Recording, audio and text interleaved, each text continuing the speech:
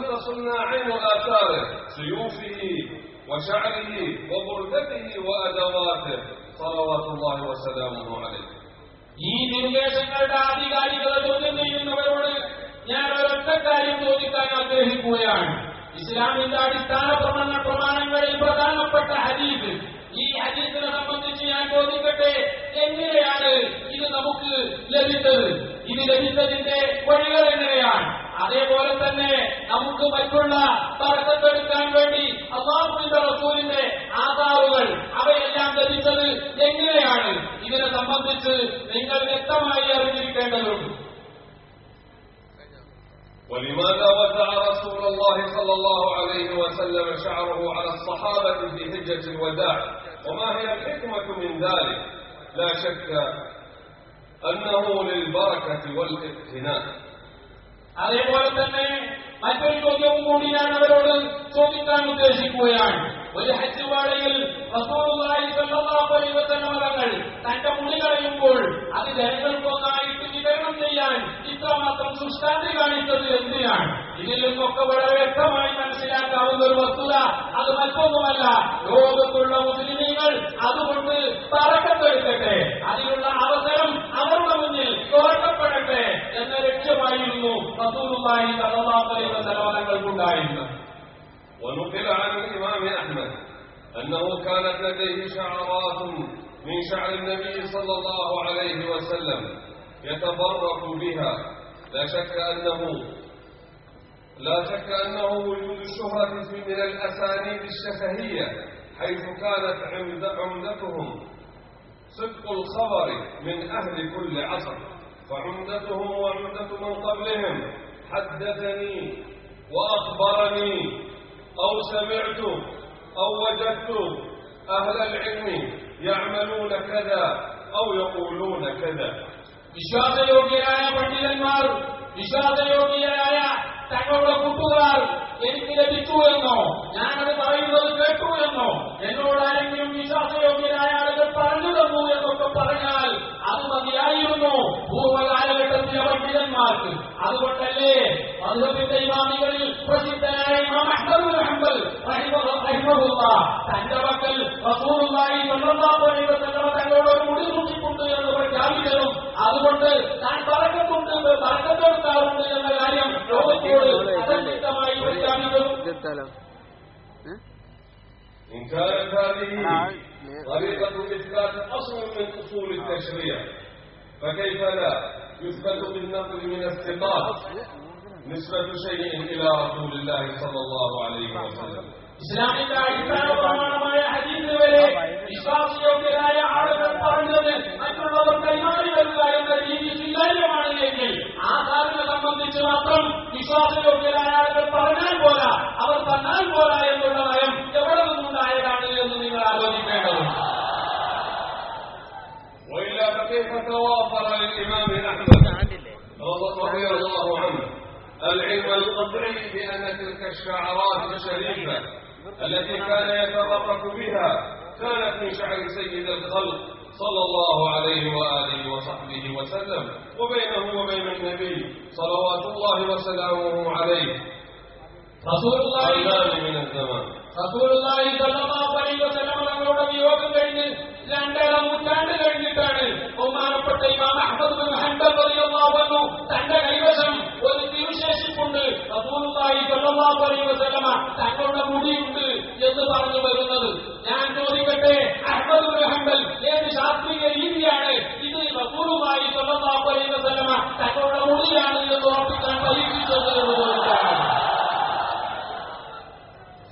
إن آثار النبي صلى الله عليه وسلم في بقاع كثيرة من العالم، وأكثر ما أستطيع الجزم به اليوم حسب علمي ما هو موجود لدينا في الخزانة الخزرجية للآثار النبوية الشريفة، ومنها ما هو موجود في تركيا رأيته بعيني وتبركت منه، كما تبرك منه المغصوب أسطورة العصر والزمان الشيخ زايد بن سلطان آل نهيان، وتبرك به سيد الوالي الإمام الشيخ محمد الخزرجي رحمهم الله جميعا. റസൂലുള്ളാഹി സ്വല്ലല്ലാഹു അലൈഹി വസല്ലം തങ്ങളുടെ വിശേഷിപ്പുകൾ ലോകത്തെ എവിടെയോ ഒന്നോ രണ്ടോ മൂലകളിൽ മാത്രമല്ല, ലോകത്ത് പല സ്ഥലങ്ങളിലുമുണ്ട്. ഉദാഹരണമായി ഞാൻ പറയട്ടെ, ഞങ്ങളുടെ വിധാനത്തിൽ ഖസ്റജിയയിൽ ഈ വിശേഷിപ്പുകളിൽ വളരെയധികം സാധനങ്ങൾ ഉണ്ട്. മാത്രമല്ല, ഞാൻ എന്റെ കണ്ണുകൊണ്ട് കണ്ടതാണ്. തുർക്കിയിൽ ബഹുമാനപ്പെട്ട റസൂലുള്ളാഹി സ്വല്ലല്ലാഹു അലൈഹി വസല്ലം തങ്ങളുടെ വിശേഷിപ്പുകൾ വളരെ വ്യക്തമായി സൂക്ഷിക്കപ്പെട്ടിരിക്കുകയാണ്. ആ വിശേഷിപ്പുകൾ ഞാൻ എന്റെ കണ്ണുകൊണ്ട് കണ്ടു എന്ന് മാത്രമല്ല, തറക്കത്തെടുത്തു എന്ന് മാത്രമല്ല, നിങ്ങൾക്കറിയാമോ, യുഎഇയുടെ മുൻ president Sheikh Zayed bin Sultan Al Nahyan ആ മഹാനായ ഭരണാധികാരി തുർക്കിയിൽ ചെന്നുകൊണ്ട് ആ വിശേഷിപ്പുകൾ കാണുകയും അവരെ കണ്ടെടുക്കാൻ ഉപയോഗിക്കുകയും ചെയ്തു. മാത്രമല്ല, എന്റെ പിതാവ് മഹാനായ മുഹമ്മദ് ഖദ്റജി അവ കാണുകയും അവ കൊണ്ട് തറക്കത്തെടുക്കുകയും ചെയ്തിട്ടുണ്ട്. كما تبرك أعضاء الوفد الرسمي من أصحاب السمو الشيوخ والوزراء وأصحاب الفضيلة العلماء. كان ذلك في شهر أغسطس من عام 1983. 1983 യുഎഇ ഗവൺമെന്റ് നിയോഗിച്ച ഔദ്യോഗിക ഗവൺമെന്റ് സംഘം തുർക്കിയിൽ ചെന്നപ്പോൾ ആ സംഘത്തിലുണ്ടായിരുന്ന ഭരണാധികാരികളും മന്ത്രിമാരും മാത്രമല്ല വിശ്വോത്തര പണ്ഡിതന്മാരും അവരൊക്കെ ആ ആസാദ് പദ്ധതി കൊണ്ട് വർഗത്തിരുന്നു എന്ന കാര്യവും കൂടി ഞാനിവിടെ സൂചിപ്പിക്കുകയാണ്. لذلك اليوم البهيج أخرجت فيها البردة الشريفة للتبرك بالنظر إليها، كما أن هناك في تركيا صور لملوك ورؤساء من العالم العربي والإسلامي وهم يتبركون بالبردة الشريفة. അന്ന് തുർക്കിയിൽ ചെന്നപ്പോൾ ഈ ഔദ്യോഗിക സംഘത്തിനു മുന്നിൽ അല്ലാഹുവിന്റെ റസൂൽ ഉപയോഗിച്ചിരുന്ന ആ വിലപ്പെട്ട അമൂല്യമായ പുതപ്പെടുത്തു കൊടുക്കുകയും അവരെല്ലാവരും അത് ബറക്കത്തിന് വേണ്ടി നോക്കുകയും തൊടുകയും സ്പർശിക്കുകയും ഒക്കെ ചെയ്തിരുന്നു. 1983 ഈ സംഭവം. كما أنني تبركت بالآثار الشريفة الموجودة في المشهد الحسيني في مصر، ويوجد من الآثار الشريفة في المغرب والهند والباكستان ولبنان. അതേപോലെ തന്നെ ഈജിപ്ഷ്യൻ തലസ്ഥാനമായ കൈറോയിലെ ഹുസൈൻ റളിയല്ലാഹു അൻഹുവിന്റെ ദർഗയിൽ സൂക്ഷിച്ചിരിക്കുന്ന ഒരുപാട് അമൂല്യമായ ആ ഷായറുകൾ, അവിടുത്തെ നിർദ്ദേശങ്ങളും മറ്റുമടങ്ങുന്ന ശേഷിപ്പുകൾ ഞാൻ നേരിട്ട് കാണുകയും ലോക മുസ്ലിമീങ്ങളോടൊപ്പം അതിൽ നിന്ന് വർഗ്ഗപ്പെടുത്തുകയും ചെയ്തിട്ടുണ്ട്. ഇന്ത്യയിലും പാകിസ്ഥാനിലും ലോക മുസ്ലിമീങ്ങൾ എവിടെയുണ്ടോ അവിടെയെല്ലാം ചില സ്ഥലങ്ങളിൽ ഇത്തരം വിശേഷിപ്പുകൾ സൂക്ഷിക്കപ്പെട്ടിരിക്കുന്നു. وتعتبر الخزانة الخزرجية للآثار النبوية الشريفة أكبر خزانة تضم الآثار النبوية الشريفة، وما تزيد خزانة اسطنبول إلا بالسيوف النبوية وسيوف بعض الصحابة رضوان الله عليهم. وإلا عندنا من الذخائر العجيبة ما جعل المسلمين يأتون للتبرك بالآثار النبوية الشريفة لمنزلنا في أبو ظبي من كل أنحاء الدنيا، لا سيما في احتفال مولد الشريف الذي نقيمه تحت إشراف الساحة الخزرجية، أو احتفال غسل الضفائر النبوية الشريفة والذي يقام في موعد ثابت وهو ليلة 23 من رمضان من كل عام. ഞങ്ങളുടെ പക്കലുള്ള ഖസ്റജിയയിൽ ഞാൻ മനസ്സിലാക്കുന്നത് ലോകത്തെ ഏറ്റവും കൂടുതൽ വിശേഷിപ്പുകൾ സൂക്ഷിക്കപ്പെട്ട ഏറ്റവും വലിയ സ്ഥലമാണ് എന്നാണ്. ഒരു പക്ഷേ തുർക്കിയാണ് കൂടുതലുള്ളത് എന്ന് ചിലർക്കൊക്കെ സംശയമുണ്ടാകും. എന്നാൽ അവിടെ റസൂലുള്ളാഹി സ്വല്ലല്ലാഹു അലൈഹി വസല്ലം തങ്ങളുടെ വാളും അതേപോലെ തന്നെ ചില സഹാബാക്കളുടെ വാളുകളും കൂടുതലുണ്ട് എന്ന് മാത്രമേ ഉള്ളൂ. അല്ലാതെ ബാക്കിയുള്ള വിശേഷിപ്പുകൾ മാത്രം വിലയിരുത്തുന്ന പക്ഷം ഞങ്ങളുടെ ഖിസാനത്തുൽ ഖസ്റജിയയിലാണ് ഇവ ഏറ്റവും കൂടുതൽ സൂക്ഷിക്കുന്നത്. അതുകൊണ്ട് തന്നെ ലോകത്തുള്ള മുസ്ലിമീങ്ങൾ അബൂദാബിയിൽ ഞങ്ങളുടെ മുൻപിൽ സദാ വരികയാണ്. പ്രത്യേകിച്ച് റമദാൻ 23 ലോകത്തിന്റെ വിവിധ ഭാഗങ്ങളിലുള്ള മുസ്ലിമീങ്ങൾ തബറൂക്കെടുക്കാൻ വേണ്ടി അബൂദാബിയിലെ ഞങ്ങളുടെ മുൻപിലേക്ക് വരുന്നു. إن سبق وأن حدثتكم عن صحة إثبات انتقال الآثار للأدلة الشفهية، فإنني أؤكد لكم أن جميع الآثار النبوية الشريفة الموجودة في الخزانة الخزرجية وآثار الصحابة رضوان الله عليهم وسادتنا من أئمة أهل البيت الأطهار كلها لها أسانيد ووثائق نحتفظ بها موقعة من العلماء الذين شهدوا انتقالها من مورث لوارث ومن واهب لموهوب له. നിങ്ങൾ മറന്നുപോകാതിരിക്കാൻ വേണ്ടി ഒരു കാര്യം ഞാൻ തറപ്പിച്ചു പറയാൻ ആഗ്രഹിക്കുകയാണ്. ഞങ്ങളുടെ കൈവശം തിരുശേഷിപ്പുകളുണ്ട് എന്ന് ഞാൻ നേരത്തെ പറഞ്ഞുവല്ലോ. എന്നാൽ നിങ്ങൾ ഒരു കാര്യം കേൾക്കണം. ആ തിരുശേഷിപ്പുകൾക്കൊക്കെ വ്യക്തമായ സനദുകളും വ്യക്തമായ വസായിപ്പുകളും വ്യക്തമായ സർട്ടിഫിക്കറ്റുകളും എല്ലാം ഞങ്ങളുടെ കൈവശമുണ്ട് എന്ന് മാത്രമല്ല, ലോകപ്രസിദ്ധരായ പണ്ഡിതന്മാർ അവയൊക്കെ പരിശോധിച്ച് അവയിൽ ഒപ്പുവെച്ചിട്ടുണ്ട് എന്നുള്ള കാര്യം കൂടി ഞാൻ നിങ്ങളോട് കേൾക്കാൻ ആഗ്രഹിക്കുകയാണ്. شهد علماء كل فترة على صحة نسبة تلك الآثار وشهرتها عند تلك الأسر التي توارثتها كابرا عن كابر من فترات متقدمة، ويخلو تاريخ بعض تلك الأسانيد والوثائق إلى زمن مولانا الغوث الأعظم سيدنا عبد القادر الجيلاني قدس الله سره، وإلى فترات قريبة من تلك الحقبة. പ്രസ്തുത തിരുശേഷിപ്പുകളുടെ രേഖകളിൽ വളരെ വ്യക്തമായി കാണുന്ന ഒരു വസ്തുത നിങ്ങൾ മനസ്സിലാക്കണം. ആരൊക്കെ അവ കൈവശം വെച്ച് വന്നിരുന്നോ അവർക്കൊക്കെ ആരിൽ നിന്നാണോ അത് ലഭിച്ചത് അവരിൽ നിന്ന് വ്യക്തമായി നേരിട്ട് ലഭിച്ചതാണ് എന്ന് വ്യക്തമാക്കുന്ന രേഖകളുണ്ടായിരുന്നു. ആ രേഖകളിൽ ചിലത് ബഹുമാനപ്പെട്ട റൗഹുല്ലാഹും ശൈഖ് മുഈനുദ്ദീൻ അബ്ദുൽ ഖാദിർ ജീലാനി റളിയല്ലാഹു അൻഹു തങ്ങളുടെ കാലഘട്ടത്തിലേക്കും അതുപോലെ അതിന്റെ തൊട്ടടുത്ത കാലഘട്ടത്തിലേക്കും എത്തുന്ന പരമ്പരകളാണ്.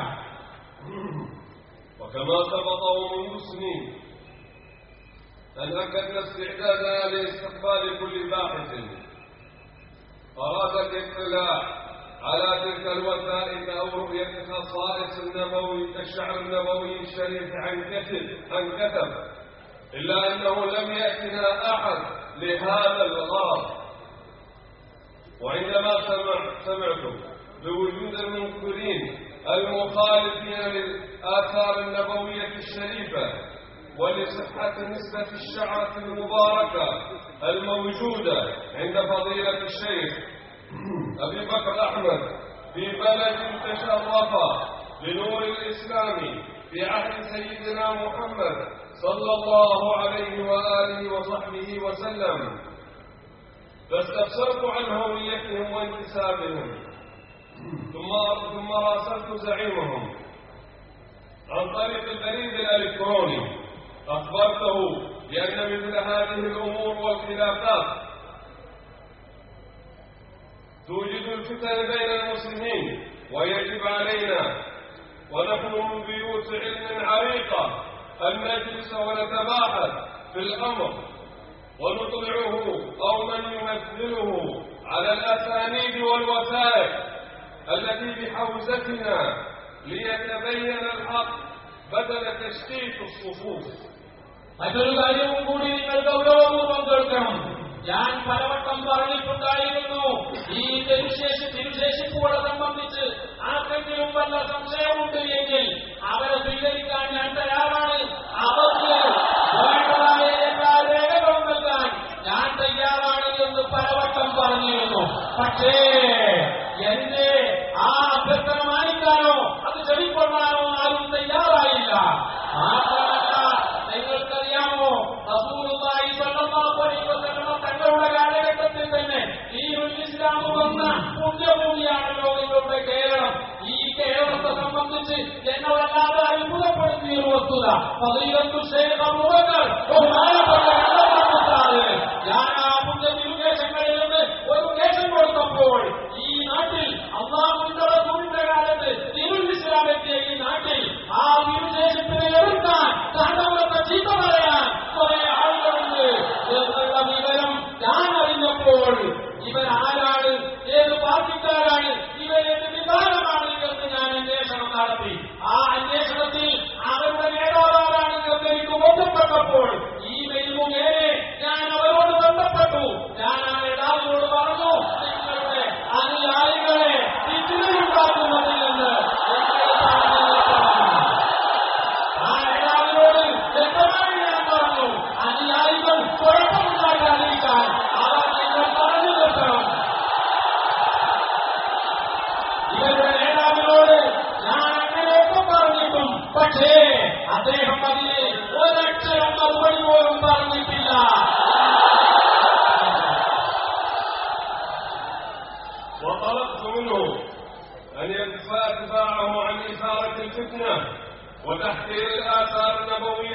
الشريفة، إلا أنه لم يرد علي حتى هذه اللحظة لا إيجابا ولا سلبا، بل استمر أتباعه بالمهاترات وإحداث البلبلة كما سمعت. ومن باب النصح لجمع كلمة المسلمين وخدمة الآثار النبوية الشريفة، فإنني أؤكد اليوم تلك الرغبة، وأن بيتنا في أبو ظبي مفتوحا لاستقبال كل راغب للتبرك بالآثار النبوية الشريفة أو الاطلاع على الخصائص، والتي هي عندي أهم وأبلغ من الأسانيد، وكذلك الاطلاع على الأسانيد والوثائق لأهل العلم والباحثين. തിരുശേഷിപ്പുകളെ നിന്ദിച്ചുകൊണ്ട് നിങ്ങളുടെ അനുയായികളുടെ അപകടത്തിൽ ചെന്ന് ചാടാതിരിക്കാൻ, നിങ്ങളുടെ ഐക്യം നിങ്ങളുടെ അനുയായികൾ മുഖേന തകർക്കപ്പെടാതിരിക്കാൻ വേണ്ടി ഞാൻ ആ നേതാവിനോട് പറഞ്ഞു, അനുയായികളെ കടിഞ്ഞാനിടുക, നിങ്ങളുടെ ചർച്ചയ്ക്ക് തയ്യാറാണെങ്കിൽ എന്റെ വീട്ടിൽ വരിക എന്ന് ഞാൻ അവരോട് പറഞ്ഞു. ഞാനിപ്പോഴും ഊന്നി പറയാൻ ആഗ്രഹിക്കുകയാണ്, അബുദാബി എന്നത് ഈ ഭൂലോകത്ത് തന്നെയല്ലേ? നിങ്ങളൊന്ന് വരാൻ തയ്യാറാകുക. ഞാൻ നിങ്ങൾ വേണ്ട മുഴുവൻ രേഖകളും ഞാൻ നിങ്ങൾക്ക് കാണിപ്പിച്ചു തരുന്നതാണ്. വളരെ വ്യക്തമായി ഈ സംബന്ധമായ മുഴുവൻ തർക്കങ്ങളും തീർക്കാൻ നിങ്ങൾ ആരെങ്കിലും മനസ്സാക്ഷിയുള്ളവരുണ്ടെങ്കിൽ വരണമെന്ന് ഞാൻ പറഞ്ഞു. പക്ഷേ ആ നേതാവോ അദ്ദേഹത്തിന്റെ പ്രതിനിധികളോ എന്നൊരു മറുപടി പറയാൻ തയ്യാറായില്ല. وقريبا إن شاء الله تعالى سيصدر كتابنا المسمى الآثار النبوية في الخزانة الخزرجية، وفيه كتاب الأربعين الخزرجية في بركة الآثار النبوية الشريفة، وسيحتوي الكتاب على جل الأسانيد والوثائق عبر الأزمنة المختلفة. ഈ രേഖകളൊക്കെ കാണിച്ചു കൊടുക്കാൻ വേണ്ടി വിളിച്ചിട്ടും ആരും വരാത്ത സ്ഥിതിക്ക് ഇൻഷാ അല്ലാഹ് നിങ്ങൾക്ക് വേണ്ടി ഞാൻ പറയാൻ ആഗ്രഹിക്കുകയാണ്. ഞങ്ങളുടെ ഖസ്റജി ശേഖരത്തിലുള്ള മുഴുവൻ ആധാറുകളെ സംബന്ധിച്ചും വളരെ വ്യക്തമായി പ്രതിപാദിക്കുന്ന ഒരു പുസ്തകം. ആ പുസ്തകത്തിന്റെ ടൈറ്റിൽ അൽ-ആഥാറുൻ നബവിയ്യ ഫിൽ ഖിസാനത്തിൽ ഖസ്റജിയ്യ, ഖസ്റജി ട്രഷറിയിലെ ഈ തിരുശേഷിപ്പുകൾ എന്നർത്ഥം വരുന്ന പുസ്തകം വളരെ അടുത്ത് തന്നെ ഇറങ്ങാൻ പോകുകയാണ്. ആ പുസ്തകത്തിൽ ഇൻഷാ അല്ലാഹ് ഈ തിരുശേഷിപ്പുകളുമായി ബന്ധപ്പെട്ട എല്ലാ തെളിവുകളും രേഖകളും ഞാൻ അതിൽ ഉൾപ്പെടുത്തിയിട്ടുണ്ട് എന്ന കാര്യവും കൂടി നിങ്ങൾ ഉണർത്തും. وهنا نستشهد بقصة لأحد أركان علم الحديث، أحد كبار علماء الهند الأعلام والعالم الإسلامي. قال العلامة الإمام ولي الله الدهلوي المتوفي عام 1762 ميلادي في كتابه الدر الثمين في مبشرات النبي الأمين صلى الله عليه وسلم عن قصة والده الشيخ العلامة عبد الرحيم الدهلوي المتوفي عام 1718، يقول أن والده وهو صغير مرض ذات مرة مرضا شديدا وطال عليه المرض ويئس من الحياة، فبينما هو كذلك إذ أخذته غفوة رأى فيها نفسه أمام شيخه عبد العزيز وهو يقول له: يا بني، ها هو رسول الله صلى الله عليه وسلم يأتي إليك عائدا، ولعله يقدم إليك من الجهة الخلفية لسريرك، فحاول أن لا تكون قدماك أمام حضرة الرسول صلى الله عليه وسلم. വിഷയമായി ഞാൻ നിങ്ങൾക്കൊരു സംഭവം കൂടി ഉദ്ധരിക്കാൻ ആഗ്രഹിക്കുകയാണ്. ഇന്ത്യ കണ്ട ഏറ്റവും വലിയ പണ്ഡിതന്മാരിൽ ഹദീസിന് ഏറ്റവും കൂടുതൽ വലിയ സംഭാവന ചെയ്ത പണ്ഡിതനാണല്ലോ വലിയുല്ലാഹി ദഹ്ലവി എന്ന വലിയ പണ്ഡിതൻ.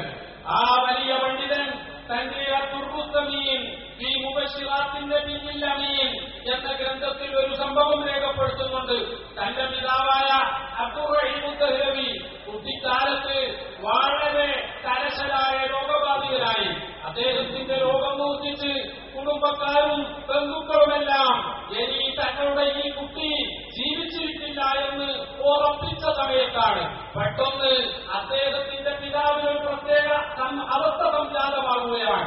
ആ അവസ്ഥയിൽ അതാ റസൂലുള്ളാഹി സ്വല്ലല്ലാഹു അലൈഹി വസല്ലമ തങ്ങൾ വരുമെന്നുള്ള സന്തോഷ വാർത്ത അറിയിച്ചുകൊണ്ട് അദ്ദേഹത്തിന്റെ പിതാവ് ഇദ്ദേഹത്തിന് ഉണർത്തുകയാണ്.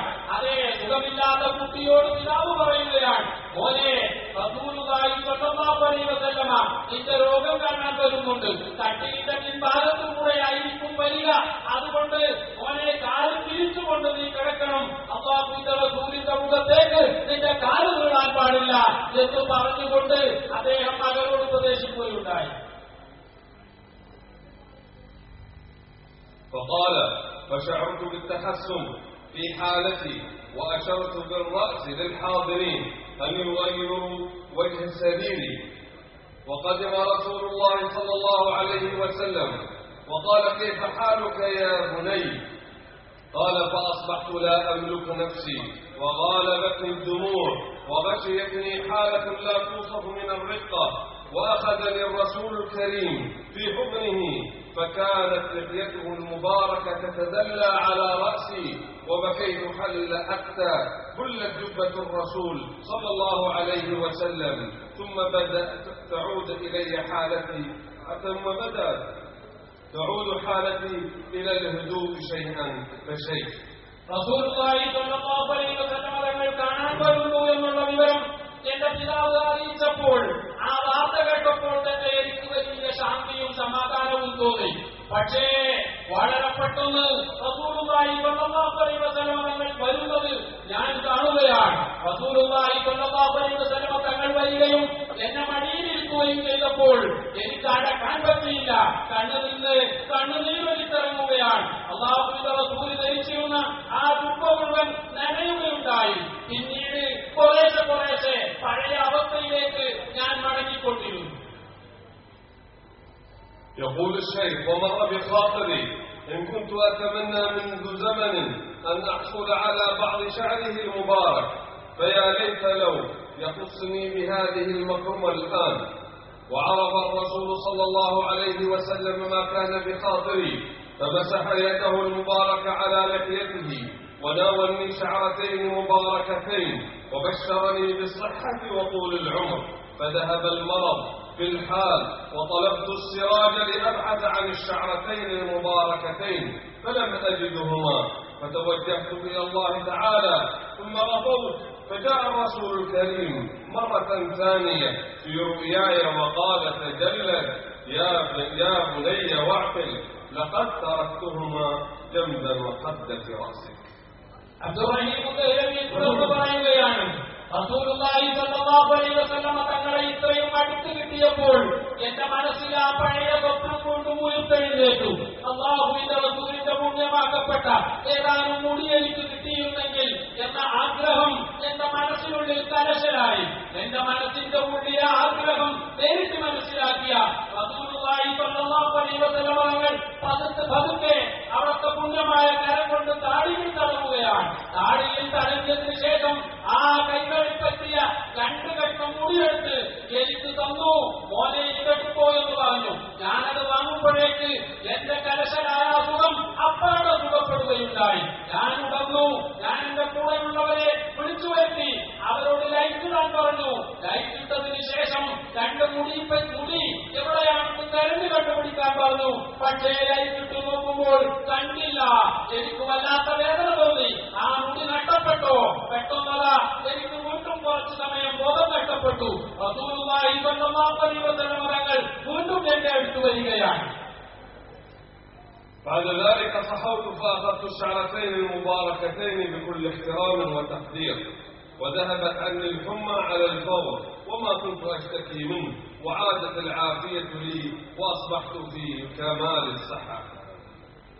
റസൂലുള്ളാഹി സ്വല്ലല്ലാഹു അലൈഹി വസല്ലം തങ്ങൾ എന്നോട് പറഞ്ഞു, മോനെ ആ മുടി നഷ്ടപ്പെട്ടു എന്ന് നീ പേടിക്കണ്ട. വെച്ച സ്ഥലം മറന്നുപോയതാണ് നീ.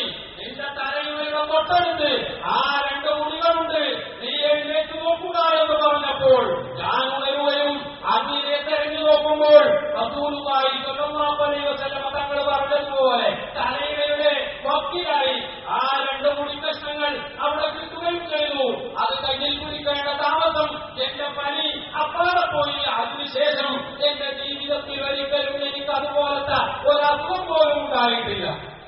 يقول الشيخ ولي الله الدهلوي لأن والده قسم ميراثه في حياته وأعطاه واحدة من الشعرتين المباركتين، فلله الحمد على ذلك وله الشكر. انظر الدر الثمين في مبشرات النبي الأمين صلى الله عليه وآله وصحبه وسلم. حديث പണ്ഡിതനായ വലിയുദ്ദീൻ ദഹ്ലവി തന്റെ പിതാവായ അബ്ദുർ റഹീം ദഹ്ലവിയെ സംബന്ധിച്ചുകൊണ്ടും പറയുകയാണ്, തന്റെ പിതാവ് ജീവിതകാലത്ത് തന്റെ സ്വത്ത് മുഴുവൻ മക്കൾക്ക് വീതിച്ചു കൊടുത്തയാളായിരുന്നു.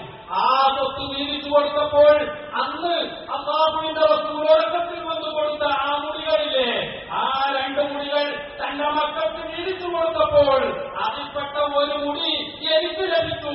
അതിന്റെ പേരിലാണ് ഞാൻ അല്ലാഹുവിനോട് ഏറ്റവും കടപ്പാടുള്ള ആള്, ശുക്ർ ചെയ്യാൻ ബാധ്യസ്ഥനെന്ന് മനസ്സിലാക്കുന്നു. ഇനി ഇന്ത്യയിലെ പ്രസിദ്ധ പണ്ഡിതനായ വലിയുല്ലാഹി ദഹ്ലവി അദ്ദുർറുസനി എന്ന ഗ്രന്ഥത്തിൽ രേഖപ്പെടുത്തിയിട്ടുണ്ട്. مما سبق يتبين أن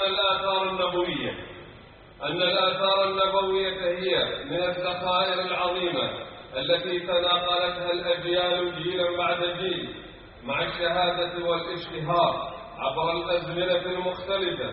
وتذكرت قول أنس بن مالك في وصف لهفة الصحابة على اقتناء شعر النبي صلى الله عليه وسلم بقوله والحلاق يحلق والصحابة حوله فما يريدون أن تقع شعرة إلا في يد رجل منهم. മുസ്ലിം ലോകം തിരുശേഷിപ്പുകളെ എത്രമാത്രം ആദരവോടും ബഹുമാനത്തോടും ഗൗരവത്തോടും കൂടിയായിരുന്നു കണ്ടിരുന്നത് എന്ന കാര്യം ഇതിൽ നിന്നൊക്കെ നമുക്ക് മനസ്സിലാക്കാവുന്നതാണ്. അല്ലെങ്കിലും സ്വഹാബാക്കൾ തന്നെ തിരുശേഷിപ്പുകളോട് കാണിച്ച സമീപനം എന്തായിരുന്നു എന്ന് അനസ് റളിയല്ലാഹു അൻഹു നമുക്ക് വിശദീകരിച്ചു തന്നില്ലേ? മുടി കളയുമ്പോൾ ഓരോരുത്തർ മുടി പോലും തങ്ങളുടെ കയ്യിലല്ലാതെ പുറത്തു വീഴരുത് എന്ന വാശിയിലായിരുന്നു ആ മാതൃകാ പുരുഷന്മാരായ സ്വഹാബാക്കളെങ്കിൽ പ്രിയപ്പെട്ട സഹോദരന്മാരെ, മുസ്ലിം സമൂഹം ഈ മുടിയോട് ഏത് രീതിയിലാണ് പെരുമാറേണ്ടത് എന്ന് ആർക്കും മനസ്സിലാക്കാവുന്നതാണ്.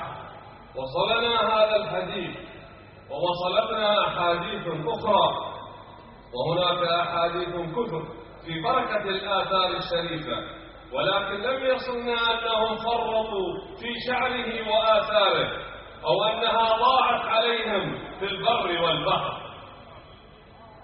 റസൂലുള്ളാഹി സ്വല്ലല്ലാഹു അലൈഹി വസല്ലം തങ്ങളുടെ ഹദീസുകൾ നമുക്ക് ലഭിച്ചു.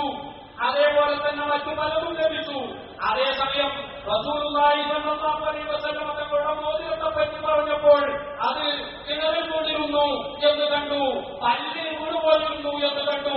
പക്ഷേ ഏതെങ്കിലും ഒരു മുടി നഷ്ടപ്പെട്ടു എന്ന് ഏതെങ്കിലും ഒരു ഹദീസ് ഗ്രന്ഥത്തിലോ ചരിത്ര ഗ്രന്ഥത്തിലോ എവിടെയും കാണാൻ സാധ്യമല്ല. وصلنا سقوط خاتمه صلى الله عليه وسلم في البئر في خلافة سيدنا عثمان بن عفان رضي الله عنه. وصلنا سقوط قلنسوة خالد بن الوليد. وصلنا خبر القلامة الأظافر التي أوصى بها معاوية بوضعها في فمه عند وفاته رضي الله عنه. ഉസ്മാൻ ഇബ്നു അഫ്ഫാൻ റളിയല്ലാഹു അൻഹുവിന്റെ കാലഘട്ടത്തിൽ പ്രവാചകരുടെ പുണ്യമായ മോതിരം കിണറിൽ വീണിരുന്നു എന്നും അതേപോലെ തന്നെ ഖാലിദ് ഇബ്നു വലീദ് റളിയല്ലാഹു അൻഹു തലയിൽ ധരിച്ചിരുന്ന തൊപ്പി താഴെ വീണിരുന്നു എന്നും റസൂലുള്ളാഹി സ്വല്ലല്ലാഹു അലൈഹി വസല്ലം തങ്ങളുടെ നഖങ്ങളിൽ നിന്ന് ചിലത് ബഹുമാനപ്പെട്ട മുഅവിയ റളിയല്ലാഹു അൻഹുവിന്റെ കൈവശമുണ്ടായിരുന്നു എന്നും മരണത്തിന്റെ സമയത്ത് തന്റെ കൂടെയുള്ള കുടുംബക്കാരോട് അദ്ദേഹം വസിയ്യത്ത് ചെയ്തത് തന്നെ മറവ് ചെയ്യുമ്പോൾ തന്റെ വായിൽ ആ നഖത്തിൽ നിന്നൊരംശം തബറുക്കിന് വേണ്ടി വെക്കണം എന്നൊക്കെ പറഞ്ഞ് നമുക്ക് ഹദീസ് ഗ്രന്ഥങ്ങളിൽ കാണാവുന്നതാണ്. وصلتنا هذه الأخبار ولكن لم يصلنا خبر